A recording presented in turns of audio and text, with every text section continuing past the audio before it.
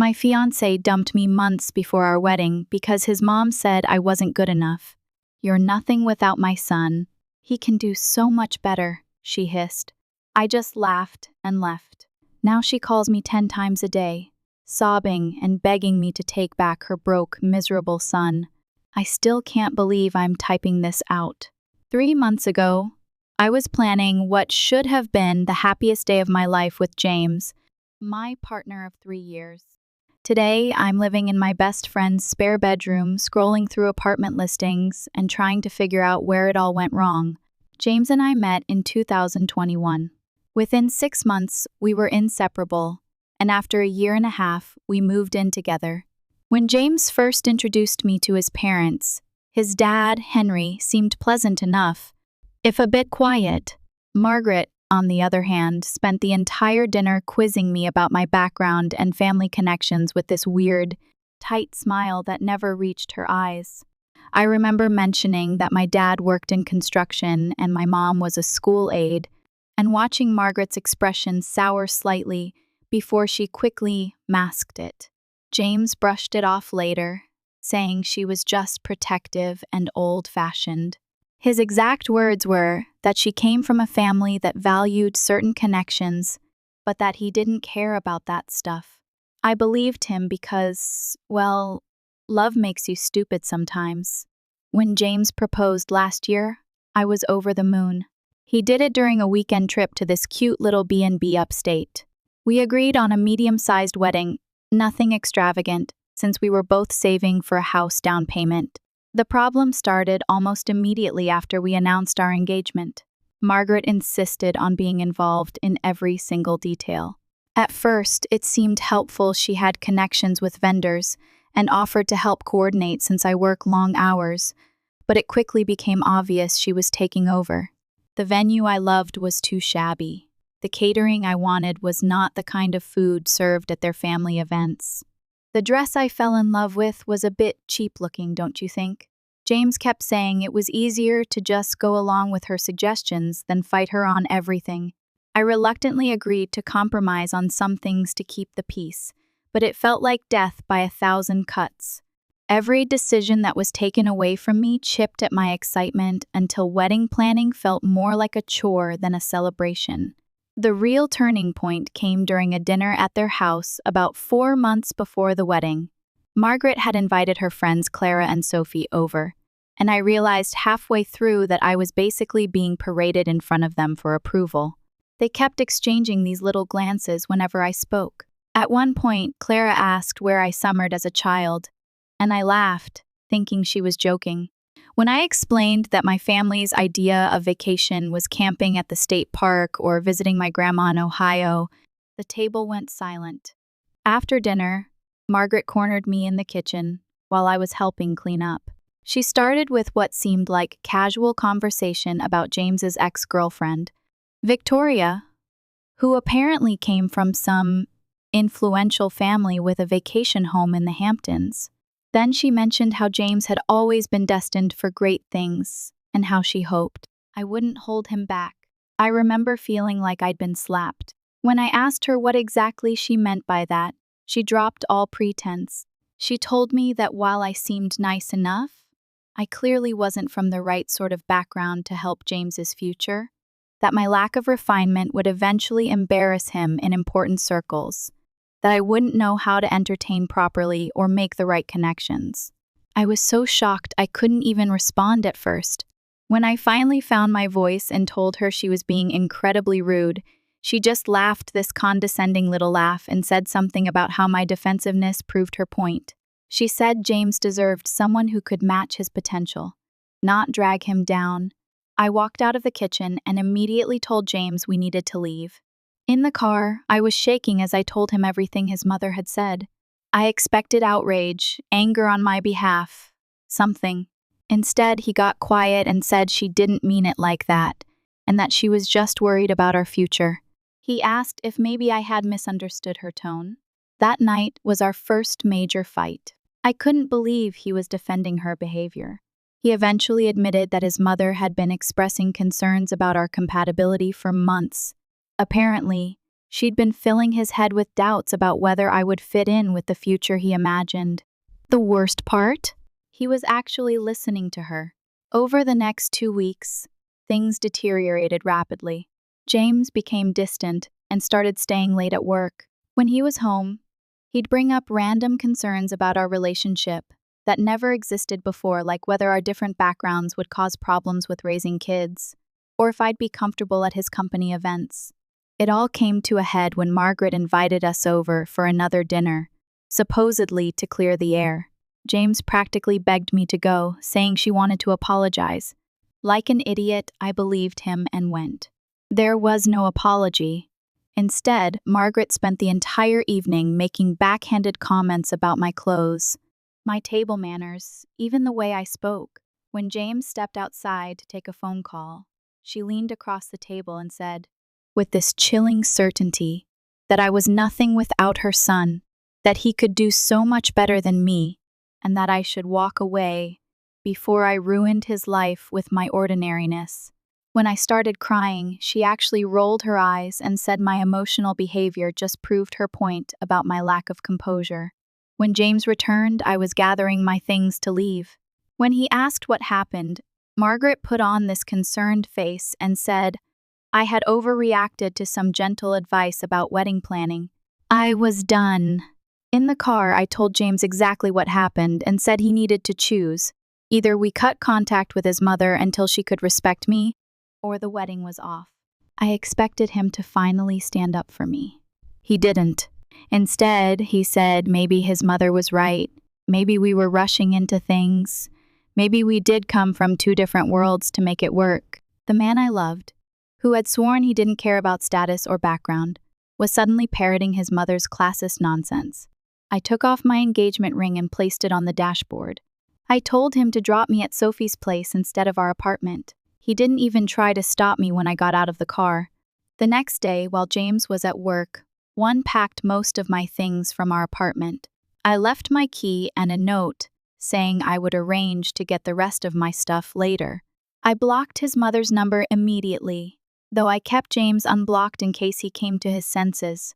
He texted a few days later with a pathetic message about how he was confused and needed time to think. I replied that there was nothing to think about. Either he was willing to build a life with me based on love and respect, or he wasn't. His response? That maybe we should take a break until after his big work project was finished, then reassess. That was my answer.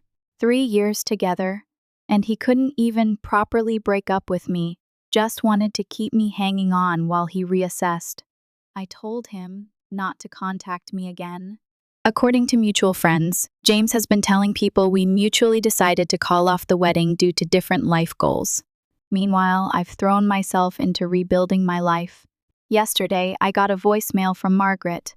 I don't know how she got my new number, but she was sniffling and asking if we could talk about James. I didn't listen to the whole thing before deleting it. Whatever drama is happening in their perfect little world isn't my problem anymore. I know this was long, but I needed to get it off my chest. The wedding would have been next weekend. Instead, I'm taking myself on a solo trip to a beach rental I found on Airbnb, not the honeymoon I imagined, but maybe exactly the fresh start I need. First update. First of all, thank you so much for all the support on my original post. The first month after the breakup was honestly a blur. I stayed on Sophie's pull-out couch longer than I planned to. She's literally a saint. Every morning, I'd wake up disoriented, reaching for James before remembering everything that happened. My appetite disappeared and I lost 10 lbs without trying. Sophie started leaving protein bars on the coffee table because I'd forget to eat. I spent a lot of time just staring at apartment listings without actually calling anyone. Something about making that move felt so final. Sophie never pressured me, but after about 3 weeks, she gently suggested we go look at a place that had just opened up in her friend's building. The apartment was nothing special, just a small 1-bedroom with a kitchen barely big enough to turn around in, but it was within my budget and only a 15-minute drive from work. I signed the lease the same day. Moving in was another hurdle. I'd left most of my furniture behind at James's place because I couldn't deal with arranging movers while feeling like an emotional wreck. Sophie and her boyfriend helped me pick up the essentials from IKEA: a bed, a small couch, a dining table that doubles as my desk. The apartment stayed pretty sparse for weeks. I just couldn't muster the energy to make it feel like home. Work became my lifeline.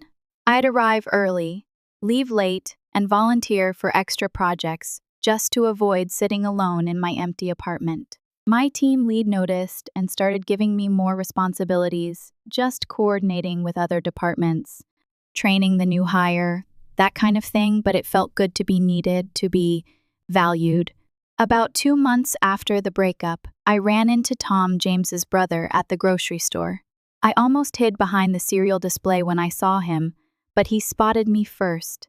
I was surprised when he actually approached me, looking genuinely uncomfortable. He told me he was sorry about what happened and that he'd argued with his mom about how she treated me. It was awkward, but weirdly validating to hear someone from James's family acknowledge that I'd been wronged. That's when I first heard that things weren't going great for James. I thanked him for the apology but kept the conversation brief. I wasn't ready to be pulled back into that world, even peripherally. A week later, my old college roommate invited me to a party. I almost didn't go, but Sophie practically pushed me out the door, insisting that I needed to remember how to be a person again. She was right, though I'd never admit it to her face. The party was where I met Liam. He was the roommate's cousin, visiting from out of town. We just ended up in the same conversation circle, talking about random things. He asked for my number at the end of the night, and I surprised myself by giving it to him. Our first date was coffee on a Sunday afternoon, low pressure. Casual. He was easy to talk to, and for the first time in months, I went hours without thinking about James. Liam works in something completely different from James's field, lives in a modest apartment similar to mine, and has a refreshingly normal family that doesn't seem to care about summer homes or making the right connections. When I told him about my breakup, the condensed version, he just listened, without trying to fix anything or offer platitudes. Around month 3 post-breakup, an unexpected opportunity came up at work. My company was restructuring, creating a new team, and they needed someone to take on more responsibility. My extra efforts over the previous months had apparently not gone unnoticed. My manager encouraged me to apply, though she warned me the position would involve longer hours and more stress. I almost didn't go for it. My confidence was still shaky, but I figured I had nothing to lose. The interview process was grueling. 3 rounds with various department heads, a presentation I stayed up until 2 a.m., perfecting, and a final meeting with upper management. I honestly didn't think I'd get it. There were other candidates with more experience, but 2 weeks later, my manager called me into her office to offer me the position. The promotion came with a significant raise that meant I could finally stop stressing about making rent each month. It wasn't life-changing money, but it was enough to start rebuilding my emergency fund, which had been depleted during the post-breakup chaos. I was still processing this news when I bumped into Clara, Margaret's gossipy friend, at the mall. I was shopping for professional clothes for my new role, and she spotted me coming out of a store. She acted overly friendly, as if we'd been close before. After some awkward small talk, she dropped what felt like carefully planned information. James had lost his job. Apparently, the big project he'd been working on, the one he'd used as an excuse when asking for a break from our relationship, had fallen apart, spectacularly. Something about missed deadlines and poor management. Clara seemed to be watching my reaction closely, so I kept my face neutral while she continued sharing details. James had been let go and, according to Clara, he'd been struggling to find his footing ever since. She also mentioned, with poorly disguised glee, that Victoria had briefly rekindled things with James after our breakup, only to end it again after just a few weeks. Clara suggested that perhaps I dodged a bullet and winked at me. Later that week, I had another strange encounter. I was having dinner with Liam at this new restaurant downtown when I spotted Margaret across the room. She was with Henry and another couple I didn't recognize. Our eyes met briefly, and I quickly looked away, my heart suddenly racing. I expected her to ignore me, or maybe give me one of her famous cold stares. Instead, she actually approached our table while Henry looked on with an expression of mild horror. She greeted me like we were old friends, commenting on how wonderful I looked. She asked about my new job, how did she even know about that, and complimented my outfit. Liam looked confused but polite as I awkwardly introduced him. Margaret's smile tightened, almost imperceptibly, when she realized I was on a date, but she maintained her friendly facade before leaving. She mentioned that everyone misses me and that she hoped we could catch up properly someday. I managed a non-committal response, and she finally returned to her table. Liam took it in stride when I explained who she was, though he did comment that she seemed intense. The weirdness continued. About a week later, Sophie forwarded me a Facebook message she'd received from James, asking how I was doing and if I was seeing anyone. She hadn't responded, knowing I wouldn't want her to share details of my life with him. I was grateful for her loyalty but unsettled by his sudden interest. Through mutual friends, I learned more about James's situation. After losing his job, he'd apparently moved back in with his parents while job hunting. The perfect life Margaret had envisioned for him was crumbling, and from what I heard, she was not handling it well. I tried not to think about them too much. My relationship with Liam was progressing naturally, no rush, just genuine connection. We'd been seeing each other for about 2 months, taking things slow. He came over to my apartment regularly, helping me slowly make the space feel more like home. We installed shelves for my books one weekend, and hung some artwork the next, small touches that made the place feel less temporary. My new position at work was challenging but fulfilling. Some days, I'd come home completely drained, questioning if I was up to the task, but overall, I was proud of myself for taking the leap. My team respected me, and I was finally starting to believe I deserved the opportunity. Then, last Friday, everything shifted again. I was leaving work when my phone buzzed with a notification, a voicemail from an unknown number. I almost deleted it without listening. Probably just another spam call about my car's extended warranty, but something made me play it. It was Margaret, her voice thick with what sounded like tears. She said she'd been trying to reach me, that she needed to talk to me about James, that he wasn't doing well, that she'd made a terrible mistake, that she'd do anything to fix things between us. 6 months ago, this woman told me I was nothing without her son. Now she was practically begging for my help. I didn't call her back. Instead, I went to Liam's place as we'd planned, but the voicemail kept playing in my head throughout the evening. Liam noticed something was off and asked what was wrong. When I told him, he didn't tell me what to do or offer solutions. He just asked what I wanted. What would give me peace? I woke up this morning to 3 more missed calls from Margaret and a text from a number I didn't recognize but assumed was James's new phone. I haven't opened it yet. I guess my question now is, do I engage at all? Last update. So it's been about a month since my last update, and I need to vent because things have gotten weird, like uncomfortably weird. When I ended my last post, I mentioned that Margaret had left me a tearful voicemail, and I wasn't sure whether to respond. After debating for 3 days about whether to return Margaret's call, I finally decided to text James's number, the unknown one that had texted me with a simple message asking what was going on.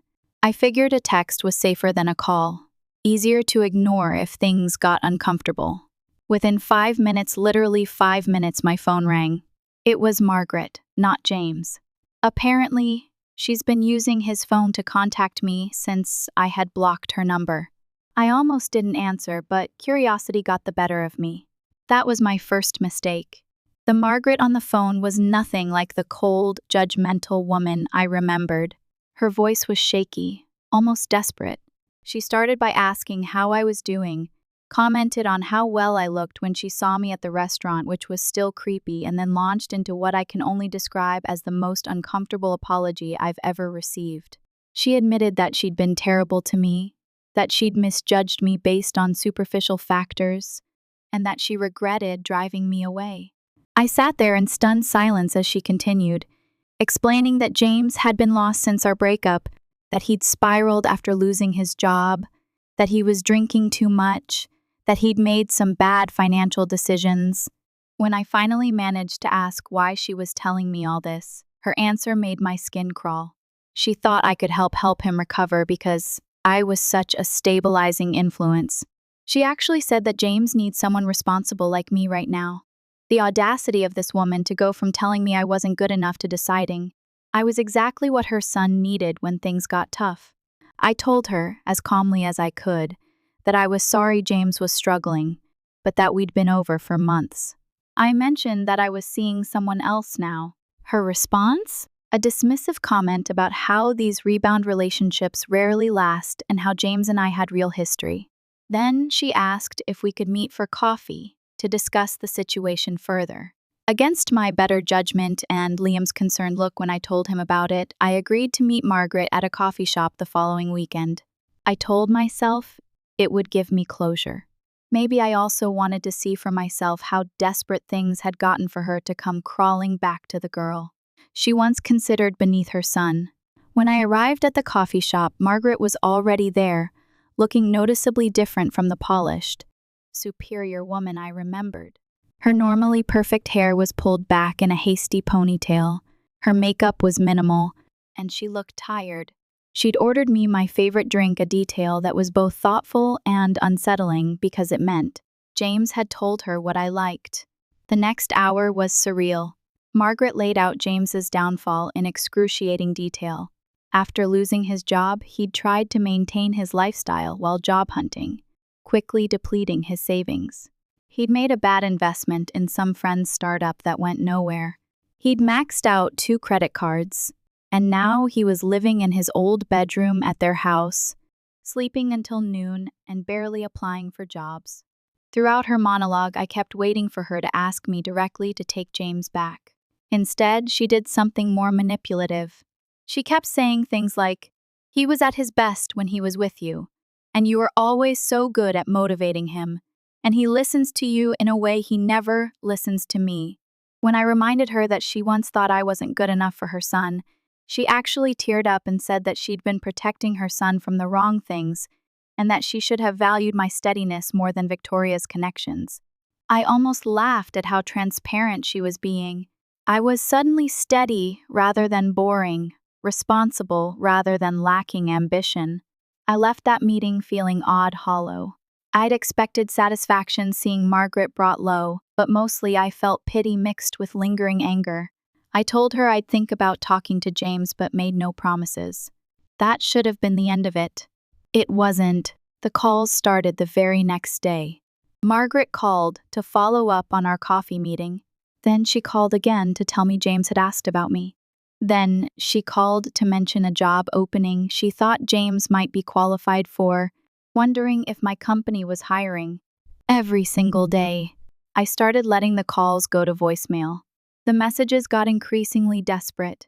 She mentioned that James's father was threatening to cut him off financially if he didn't get his act together soon.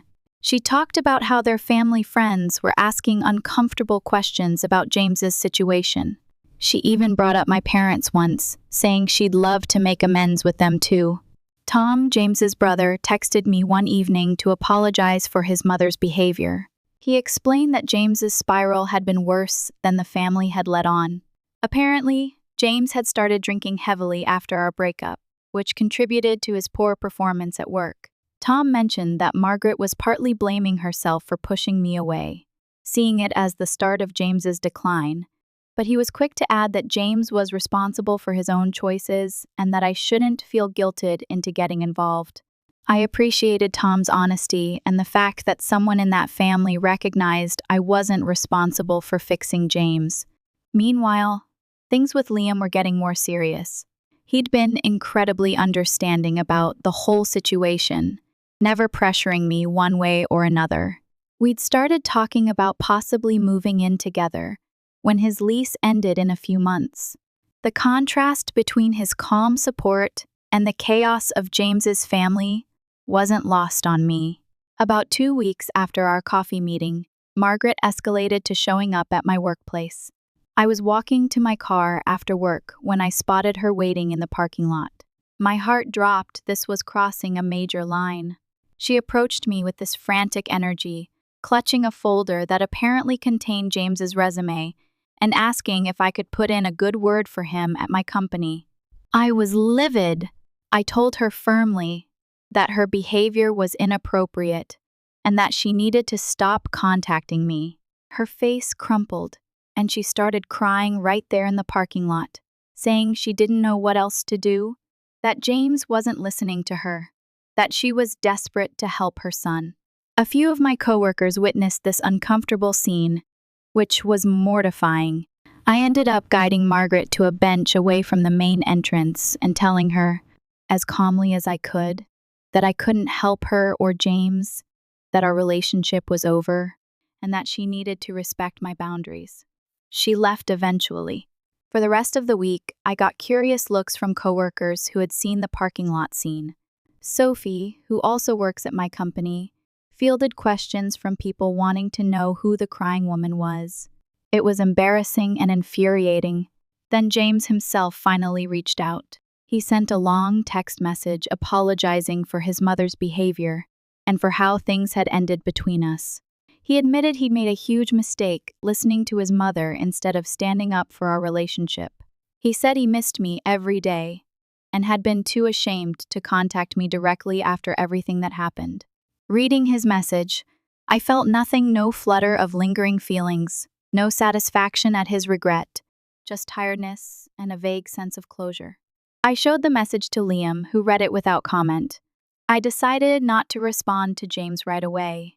I needed time to think about what, if anything, I wanted to say. But Margaret didn't give me that time.